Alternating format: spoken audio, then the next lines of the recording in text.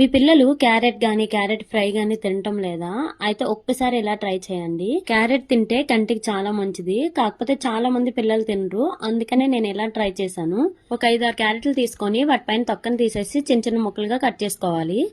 వాటిని ఒక pressure cooker లో వేసుకొని అందులో కొన్ని బాదం కొన్ని జీడిపప్పు అయితే వేసుకోవాలి. ఒక 3 విజిల్స్ వచ్చాక బాదం పప్పు మీద పొట్టునైతే తీసేయాలి.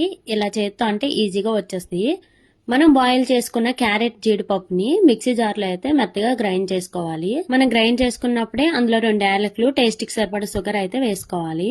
స్టవ్ పైన పాలు పెట్టుకుని ఆ బాగా మరిగాక మనం గ్రైండ్ చేసుకున్న పేస్ట్ అయితే అందులో వేసుకోవాలి.